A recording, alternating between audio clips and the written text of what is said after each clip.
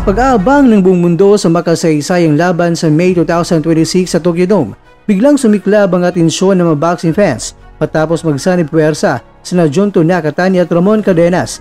Ang boksingerong nagbigay ng isa sa mga pinakamahirap na sandali sa karera ni Naoya Monster Inoue dahil pinabagsak lang naman niya ito sa kanilang ginawang matinding sparring camp sa LA Boxing Gym sa Little Tokyo. Muling naingay ang usapin, may susunod na bang makakapagpabagsak sa Monster? Narito ang buong kwento. Hindi biro ang intensyon ni Nakatani sa edad na 27 anyos at bagong lipat sa Super Bantamweight Division. Sabik niyang pinapalakas ang katawan, nagpapabilis at pinapatalas ang instinct para sa inaabangang laban niya kontra kay Inoue, ang pound-for-pound king na 32 anyos. Ang kanilang sparring session kasama si Cadenas ay isa sa pinaka-pinag-uusapan sa lugar. Higit 30 katao ang pumalibot sa ring para masaksihan ng dalawang world rank contenders na naglalatag ng bagong armas para talunin ang Monster.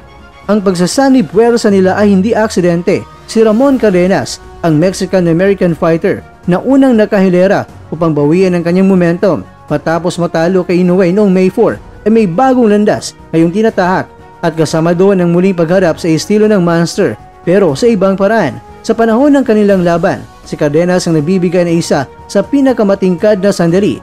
Isang matalim na left hook ang nagpabagsak kay Inoue sa round 2 na ikinagulat ng buong mundo. Kahit natalo siya via 8-round technical knockout, kaya hindi nakatakatakang pinili siya ni Nakatani bilang sparring partner para sa pinakamalaking laban ng kanyang karera.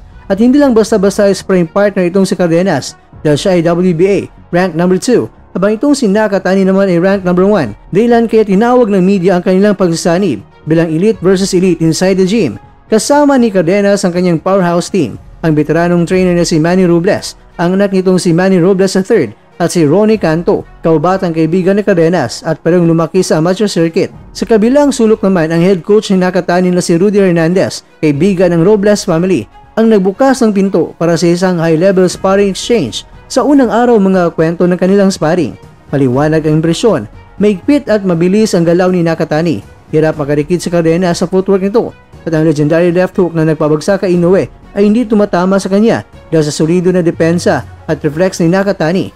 Pagkatapos ng 6 na rounds, buong galang na sinabi ni Cadenas, mabilis, mautak, talagang pambato sa pound-for-pound rankings itong si Nakatani. At nang tanungin siya tungkol sa paghahambing kay Inoue, ang naging sagot niya mga kwento ay ganito, "Huwag mo akong tanungin yan, pareho silang world-class fighters."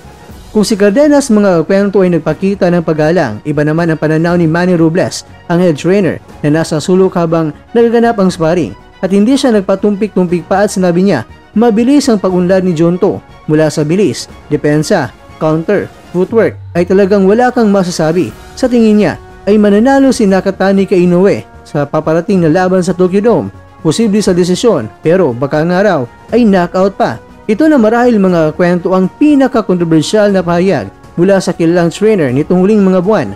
At dahil si Robles mismo umawa kay Cadenas, laban yan kay Inoue, hindi basta-basta ang kanyang opinyon. Pero kay Nakatani, ang laban nila ni Sebastian Hernandez sa December 27, 2025 ay magiging huling pagsubok niya bago ang pinakamalaking hamon ng kanyang buhay, ang pagharap sa Monster sa May 2026. At kung totoo ang sinabi ng kanyang kampo, tila hindi salita lamang ang kanilang lakas ng loob, kundi bunga ng mabibigat na preparasyon kasama ang taong minsan na nagbigay ng kaba sa karera ng halimaw ng Japan.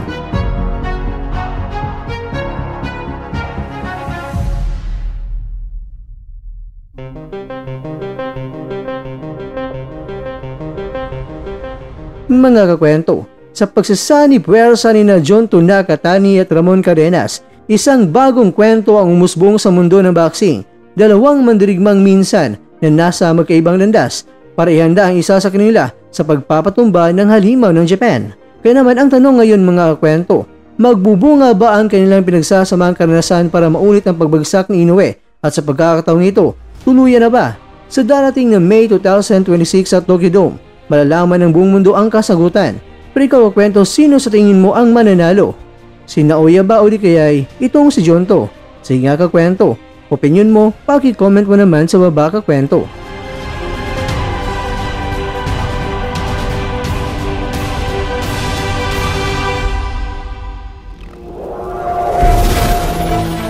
At dyan, nagtatapos ang ating kwento.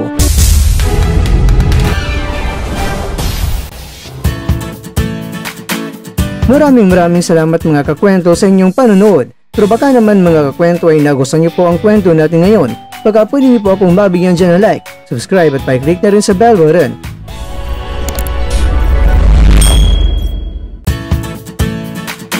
Pero bago tayo tatapos mga kwento, syempre, shoutout po muna tayo dyan sa ating mga kakwento.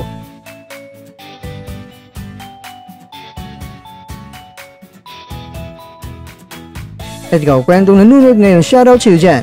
Bueno, ganito na po muna ang ating kwentuhan. At abangan nyo na po ating susunod na video. At dito lang po yan sa isang channel na kung saan maaring ito'y mga kwentong di pa na kwento sa inyo.